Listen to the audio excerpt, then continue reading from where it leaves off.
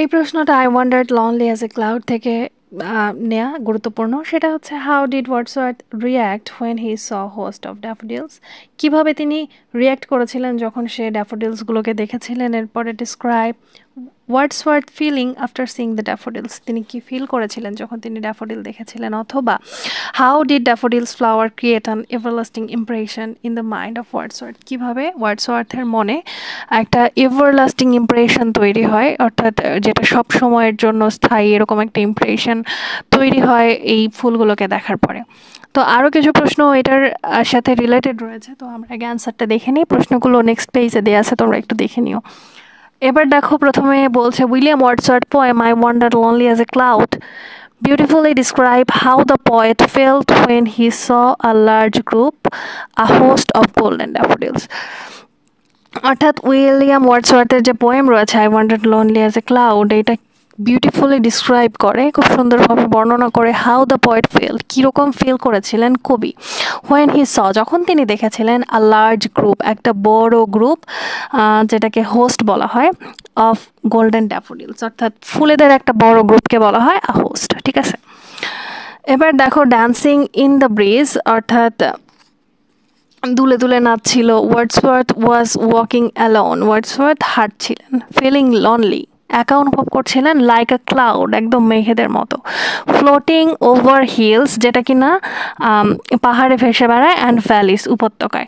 Suddenly he saw thousands of daffodils, হঠাৎ সে দেখে একদম পুরো থাউজেন্ডস অফ ড্যাফোডিলস, অনেক ড্যাফোডিল ফুল। Beside a lake and under the trees, কার পাশে, একটা লেকের পাশে, একটা গাছের নিচে। A host of golden daffodils fluttering and dancing in the breeze, এটা হচ্ছে কোটেশন এই কবিতার। এবার দেখো the flowers appear lively, lively, joyful and full of energy. তো এই ফুলগুলো কবির সামনে হাজির হয় হচ্ছে কি নিয়ে, অনেক জয়ফুল এবং ফুল অফ এনার্জি নিয়ে। ঠিক আছে, they were tossing their heads, তারা মাথা ঝাঁকাচ্ছিল। ইন স্প্রাইটলি ডান্স, এবং তালে তালে তারা ডান্স করছিল, অর্থাৎ বাতাসে দুলছিল ফুলগুলো। কবি বাকিটা ইমাজিন করে নিজের কবিতার ভাষায় লিখেছেন। And looked as endless as the stars in the sky, এবং দেখাচ্ছিল একদম এন্ডলেস, হ্যাঁ, কেমন, স্টার্স ইন দ্য স্কাই, আকাশে যেমন তারারা থাকে। The magical sight made the poet feel surprise, তো এই যে ম্যাজিক্যাল দৃশ্যটা রয়েছে এটা কবিকে সারপ্রাইজ করে, ডিলাইটেড, আনন্দিত করে, এবং চিয়ারফুল করে। Even the waves of the lake seemed to dance with them, মনে হচ্ছিল পুরো লেকটা যেন তাদের সাথে ডান্স করছিল ওই ড্যাফোডিলদের সাথে। But the daffodils were more joyful, কিন্তু ওই ড্যাফোডিলগুলো ছিল অনেক জয়ফুল। এবার এখানে আরেকটা কোটেশন ইউজ হয়েছে, দেখো, the waves beside them danced but they outdid the sparkling waves in glee. Okay, এবার দেখো Wordsworth admits that he could not help but feel happy in such a joyful atmosphere. So এমন একটা পরিস্থিতি, এমন একটা atmosphere বা আবহাওয়া, যেন সে খুশি না হয়ে পারছিলেন না। ঠিক আছে, এবার দেখো a poet could not but be gay in such a jocund company, অর্থাৎ কবি খুশি না হয়ে পারছিলেনই না এই এদের কোম্পানিদের সাথে, অর্থাৎ এই ফুলগুলো তাকে সঙ্গ দিচ্ছিল এদের সাথে, সে আনন্দিত না হয়ে পারছিলেন না। এটা কবিতা থেকে নেওয়া লাইন, অর্থাৎ কোটেশন।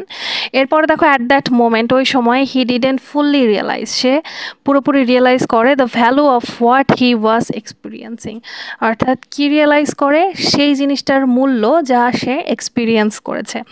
বাট লেটার, কিন্তু পরে, হোয়েন এভার, মানে বিষয়টা হচ্ছে যে ওই মোমেন্টে যখন সে নাচতে দেখতেছিল উনি তখনও বোঝেন নাই যে সে আসলে কিসের এক্সপিরিয়েন্সটা করে গেল। কিন্তু লেটার, পরবর্তীতে, whenever he was alone or in a sad thoughtful mood, যখন সে ছিল একা এবং সে একটা ভাবুক মুডে ছিল এবং তার মন খারাপ ছিল, the memory of the daffodils, ওই ফুলগুলোর স্মৃতি, would return to his mind like a flash, তো তার ওই মেমোরিগুলো তার কাছে ফিরে আসে।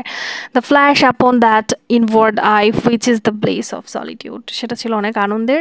তো এই লাইনটাও হচ্ছে একটা কোটেশন। এবার দেখো, this memory would fill his heart with joy again. এই যে মেমোরিটা, এটা তার মনে আবার খুশিতে ভরিয়ে দেয়। And he would feels as if he were dancing with the daffodils. সে ফিল করে সেও যেন নাচছে ওই ড্যাফোডিলগুলোর সাথে। পরে আবার কবিতা থেকে নেয় একটা লাইন। এরপরে সর্বশেষে আমরা বলতে পারি, in conclusion the daffodils had a deep and lasting impact. তো এই ড্যাফোডিলদের একটা হচ্ছে কি বলে, গভীর একটা ইম্প্যাক্ট বা প্রভাব রয়েছে, যেটা ওয়ার্ডসওয়ার্থের মনে পড়েছিল। হ্যাঁ, দে নট অনলি ব্রট হিম জয়, তারা শুধু তাকে আনন্দ দেয়নি the moment, but continue to cheer him up through memory. তো মেমোরির সাহায্যেও তাকে পরে চিয়ার আপ করেছিলেন এই ফুলগুলো। Showing the healing and lasting power of nature, অর্থাৎ প্রকৃতির যে হিল করার ক্ষমতা আছে, সারিয়ে তোলার ক্ষমতা আছে। হ্যাঁ, এটা দেখাচ্ছিলেন কবি। তো এই ছিল আমাদের I wandered lonely as a cloud. নিচে হচ্ছে কিছু প্রশ্ন দেওয়া আছে, প্রশ্নগুলো তোমরা দেখে নিও, তাহলেই বুঝতে পারবা।